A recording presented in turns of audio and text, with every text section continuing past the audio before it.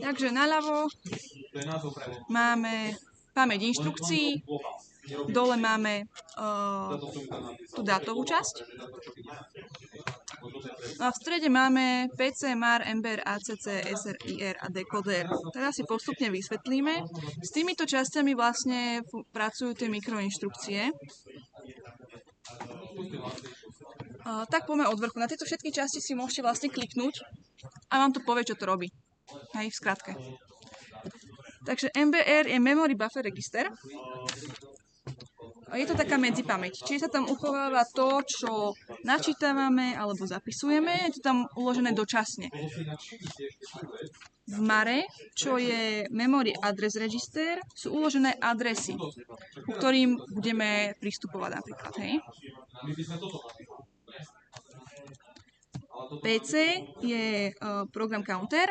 Ten hovorí, akú inštrukciu vykonávame, ale teda budeme vykonávať. Čiže poukazuje na to číselko, čo je v pamäti inštrukcií, v tom ľavo hore, na to číslo. ACC je akumulátor, ktorý spolupracuje s ALU, čo je aritmeticko-logická jednotka, ktorá vykonáva všetky aritmetické a logické operácie a do ACC sa vlastne uloží jej výsledok, ale tiež iba dočasne. Ano. SR je status register, ktorý má 4 flagy. Carry, overflow, negative, zero. Asi jeden z tých dôležitejších je carry, ktorý hovorí, keď porovnávate niečo, či sa to naozaj rovná alebo nerovná. Ak to rovná, tak v carry bude jednotka. IR je instruction register, kde sa ukladá aktuálna inštrukcia, ktorú budeme vykonávať. A následne potom tu máme ten dekoder, ktorý dekoduje, o akú inštrukciu sa jedná. Každá inštrukcia má svoju hexahodnotu. Čiže keď si kliknete na tú inštrukciu vľavo, tak môžete vidieť, že máme tu load, ktorý má hodnotu 0,00010. To je tá práva časť. Keď si tu dáme napríklad add, tak má samé nuly, alebo jump má 0,01100. Ďalej tá 0,1 hovorí, o aký režim sa jedná. Máme tu okamžitý, priamy a nepriamy. Tiež majú svoju nejakú tú reprezentáciu.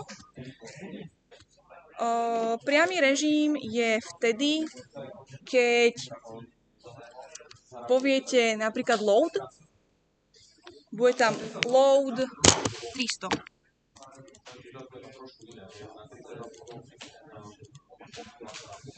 Čiže chceme našiť to, čo sa nachádza na 300. Tu je, dajme tomu, prvá inštrukcia, tu máme pamäť dát a na 300 sa nachádza hodnota. Čiže keď urobíme load priamo, tak dostaneme hodnotu 3. Čiže load tu by bola 300, tak načítame na 300 túto hodnotu, čo sa nachádza. No a čo sa týka tej veľkej časti, tak to reprezentuje hodnotu. Hodnota nadobúda hodnotu tej pamäťovej časti, to znamená, že môže tam byť číslo, ešte nám odpoviem, pamäťovú časť si viete nastaviť jej veľkosť v Rexime. Budete si ju musieť nastaviť, lebo keď vytvoríte nový projekt, je tam iná veľkosť, ako my chceme od vás, aby ste mali. Takže môže nabrať hodnotu od začiatku tej ľavej časti až po jej úplný koniec. Čiže keby sa napíšem teraz, že 5, hodnota je mimo pamäti údajov, lebo nie je v pamäti údajov, ale v pamäti tých inštrukcií. Čiže najmenšia hodnota, ktorú sem viem zadať momentálne, je 300, lebo to je prvá hodnota v pamäti údajov. A 300 má vlastne takúto reprezentáciu v hexakóde. No a teda ten nepriamy režim. Takže mali by sme, ako môžete vidieť, tak tam naľavo je load mem 302. To je nepriamy režim. To znamená, že my nenačítame to, čo je v 302. Čiže no tam je 302, máme na tabuli príklad 301, čiže my nenačítame hodnotu 302, ale my sa pozrieme na to, kam ukazuje tá hodnota, čiže je to pointer. Čiže chceme 301, pozrieme sa na 301, vidíme, že tam je 302, tak načítame túto hodnotu. To je nepriamy režim, toto je priamy režim. Okamžitý režim je, keď tam bude trojka, tak načíta číslo 3. Ale to pri loade není, tam iba priamy, nepriamy, ale okamžite napríklad myslím pri pridávaní. Tam uvidíte. Dobre, čiže nepriamy, máme load 302, pozrieme sa na 302, tam je číslo 305, čiže načítame to, čo je v 305, čiže jednotka. Poďme si vysvetliť mikroinštrukcie. Ale teda už keď som začala od tej pamäti, tak si povieme, ako sa zmení jej veľkosť. Hore v pamäti dáte zmena veľkosti pamäte a dáte tam číslo 300. Musíte mať... Počkať. Dobre, ja tam dám momentálne 200, aby som vám to ukázala. Takže keď máme 200, tak máme až po 199 pamäť inštrukcií. Adresácia je od 0, takže je ich 200. A môžete vidieť, že 200 už je v pamäti údajov. Takže poďme do pamäte, zmena veľkosti pamäte a dáte sem 300, pretože v zadaní máte, že chceme, aby ste na pozícii 300 ukladali nejaké už dáta a tým pádom 300 bude mať pamäť inštrukcií. To znamená, že tento prvý stĺpec bude končiť 299 a ten druhý stĺpec bude začínať tou 300. Toto si treba nastaviť na začiatku projektu. Dobre. Takže poďme si odkrokovať túto simuláciu. Pôjdeme krokovať mikroinštrukcie. Takže budeme stláčať toto tlačidlo. Takže vpravo dole sú mikroinštrukcie vypísané. Takže prvá je PC to MAR. To znamená, že to, čo je v PC, tá inštrukcia, na ktorú ukazuje, sa načíta do MARu. To znamená, že sa nám sem dala 0, lebo to ukazovalo na 0. Ďalej máme read mem, takže budeme čítať z pamäte. A to znamená, že bude načítať to, čo je v MARe. A to sa načíta do MBR. Čiže v MARe máme momentálne 0, tak tá sa nám načíta do MBR. Spolu s tou, ako tá inštrukcia momentálne. Ďalej inkrementujeme, MBR dáme do IR. IR je Instruction Register, to znamená, že sa nám tam uloží aktuálna inštrukcia. Jej hexakód. To znamená, že keď si porovnáme, máme tu ten load, tak toto tu je presne rovnaké ako toto tu. No a ďalej máme, že inkrementujeme PC. PC je na 0, tak z toho teraz bude jednotka. Teda posunieme sa potom ďalej sem. A teda bude to PC potom ukazovať tam. A teraz ešte robíme decode. To znamená, že decoder dekoduje inštrukciu, ktorá je v IR. Zistili sme, že je to load. A teraz load sa nám aktualizovali tuto vpravo dole mikroinštrukcie pre túto funkciu. Teda inštrukciu, pardon. Čiže load vyzerá tak, že najprv sa z IR adresa presunie do MBR. Čiže sa to berie fakt iba tá adresa. Je nám jedno, ako to inštrukcia, lebo už vieme. Je to 302. Ako môžete vidieť, je to toto číslo. Vieme, že to je load a teda nepriama adresácia. Z MBR sa to presunie do MARu, čiže register 302 a načítame pamäť. Čiže MAR ukazuje na register 302 a načíta sa tá hodnota do MBR, čiže v MBR bude 305. MBR presunieme opäť do MARu, pretože je to nepriama adresácia, takže potrebujeme znova načítať, čo sa nachádza na tej pozícii 305. Načítame pamäť, čiže do MBR sa nám načíta to, čo je na 305, čiže v MBR bude jednotka. Teraz MBR si to uložíme do akumulátora, tú hodnotu. A následne skončila inštrukcia load. A ideme opäť tú funkciu zistiť, že akú inštrukciu ideme vykonávať. Takže z PC ideme do MARu, čiže ukazujeme na jednotku, môžete vidieť, že sa nám to opäť presunulo iba, načítame MAR 1. Tu môžete vidieť, že sa to posunulo aj tu, čiže inštrukcia 1. A presunulo sa nám aj tá hodnota, čiže To nie. Keď si pozrieme Compare 1, tak táto jej hexa reprezentácia je aj tu. Z MBR to presunieme do IR, to znamená, že tu máme tú inštrukciu, inkrementujeme PC, aby sme vedeli, akú inštrukciu ďalej budeme robiť a dekodujeme našu inštrukciu. Naša inštrukcia je Compare, čiže mikroinštrukcie sa nám aktualizovali. Z IR presunieme adresu, čiže túto časť, do MBR. Čiže je tam hodnota 1, to je táto jednotka tu. A urobíme Compare. Compare vykonáva teda porovnáva to, čo je v MBR-ku s tým, čo je v ACC. Momentálne sme si načítali teda load 302, to ukázalo na 305, takže tam bola jednotka. A tú jednotku ideme porovnať s tým, čo sme si dali v tom Compare.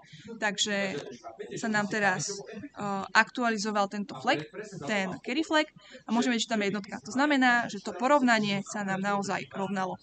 Máte to vypísané aj tu dole. Dobre, to je druhá inštrukcia. Tretia inštrukcia. Takže z počítaču načítame do maru. Tam máme dvojku. Načítame teda druhú inštrukciu. To máme jump, keď carry na 20. Máme tu MBR-ku. Z MBR-ka tú inštrukciu pošleme do IR-ka. Inkrementujeme PC a dekodujeme inštrukciu, ktorá je v IR-ku. Zistili sme, že to je jump, keď je carry flag na jednotke. Tu sa nám aktualizovali mikroinštrukcie pre danú inštrukciu.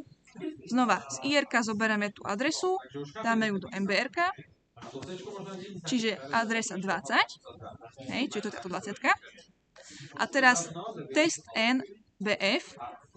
Keď sa pozrieme do dokumentácie, test NBF, tu je taký komentár, že testujú C-bit, čiže ten flag C, ale sú zabudli ich premenovať. Takže teraz kontrolujeme ten C-bit, lebo test N má hodnotu 1. A keď má hodnotu 1, tak sa vykoná MBR, sa zoberie adresa a dá sa do PC. To znamená, že platilo nám to, takže budeme teraz ukazovať na adresu 20. Takže toto sú tie mikroinštrukcie. Teraz reštartujem ten program na začiatok. To znamená, že dám túto šípku nastaviť pamäť na stav pred simuláciou. A dobre, nie, tak najprv dám ukončiť. A potom dám tú šípku. Mne to nič neukázalo, ale ako náhle stlačím rýchlu simuláciu, tak sme úplne na konci. Vidíme, že sme na konci halt, to znamená, že program skončí a máme tu nejaký výsledok. Teda konkrétne výsledok budeme vidieť v tomto. Prečítali sme až posledný údaj z pamäte údajov. A znova to skúsim reštartovať a teraz pôjdeme po inštrukciách. To znamená, že pôjdeme po týchto inštrukciách a nebudeme si postupne krokovať tie mikroinštrukcie. Takže máme load 302.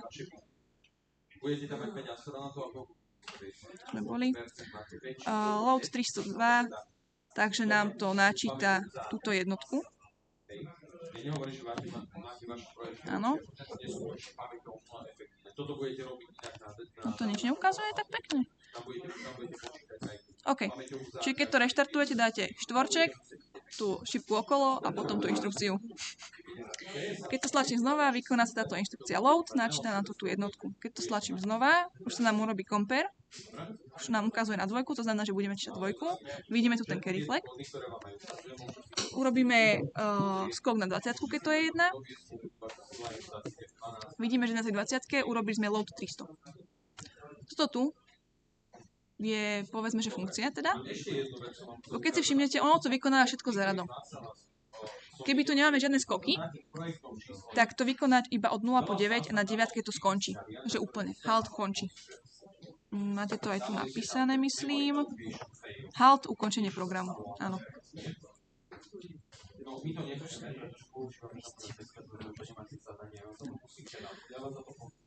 Aby ste to urobili efektívne,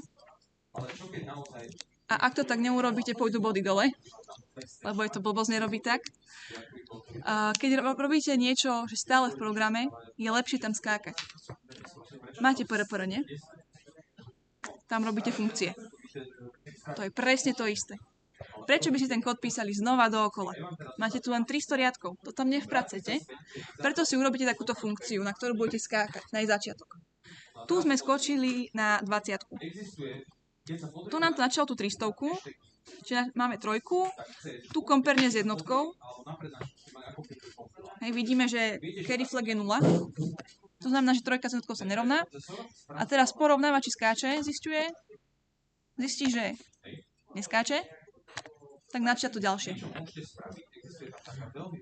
To znamená, že teraz dekrementujeme to, čo je v 300, bola tam trojka, teraz je tam dvojka a JMP je skok, ktorý sa vykoná bez akejkoľvek podmienky, takže sa vráti na 12.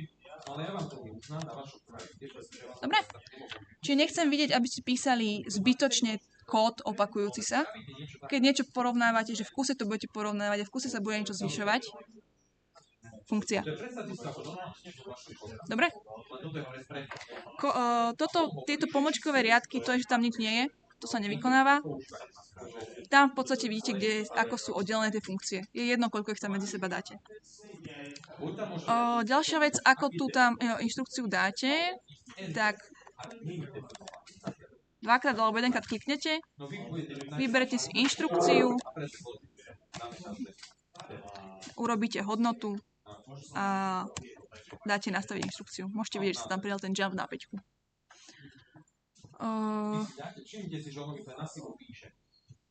Dobre. Ďalšia vec k tomuto zadaniu. Za toto zadanie môžete získať 6 bodov. Z toho jeden bod je za vlastnú inštrukciu. To znamená, že si vyskladáte mikroinštrukcie a budete mať vlastnú inštrukciu.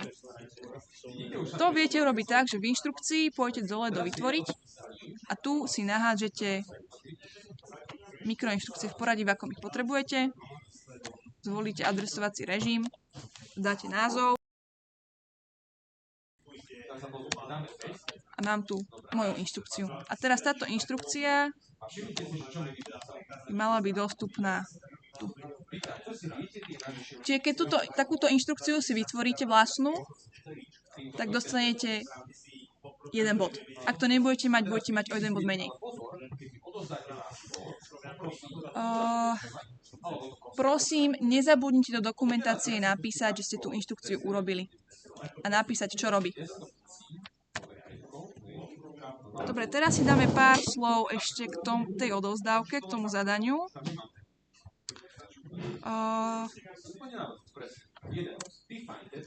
Máte tu opäť zadanie. Máte tu ten dokument, ten Word. Opäť do neho, tak som otvorila presne to druhé, budete písať ten vzor, príklad po šachovnici. K tomu máte vlastne aj tento Rexim, ktorý sme si krokovali. Čiže to tam máte popísané. Odporúčam doma si ten Rexim prejsť. Tento dokument, ktorý vidíte práve, tak to bude vaša dokumentácia. Opäť do toho len píšete. Poprosím vás hore do hlavičky napísať vaše meno. Meno, ID, cvičenie a čas. Nech viem aj rovno z toho dokumentu zistiť, kto to robí. Taká menej záživná časť. Všetky inštrukcie tu musíte napísať. Ale máte výhodu, keď pôjdete do Reximu, tu je to T-čko. Všetko, čo máte v pamäti údajov a v pamäti inštrukcií, máte napísané tu. A sa to kopírovať, alebo teda písať do toho. To znamená, že keď chcete prejsť viacej inštrukcií naraz, tak viete tu napríklad urobiť, že tu dáme jump na tú 20. Zapíšem to, čo som tam robila a vidíte, že sa to sem pridalo. Ešte jednu vec, čo vám tu ukážem. Inštrukcie viete ešte prehadzovať pomocou týchto šípok naľavo. Takisto aj tie údaje. Čiže keď kliknem šípku hore, posunie to na vyššiu úroveň, dole na nižšiu úroveň.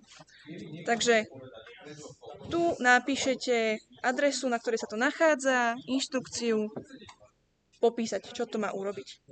Najlepšie je, keď to aj farebne odlišíte, že na tento podprogram sa odkazujem. Čiže žltá farba skáče na 20, tu je 20, je to žltou. Takže naozaj každú jednu tam napísať. Hopla. A toto tiež, tak ako to máte napísané. Vy si tam napíšete vlastnú sekvenciu pohybov a tiež to popíšete takto. To si ešte ukážem budúci týždeň, lebo však budeme viacej preberať to zadanie.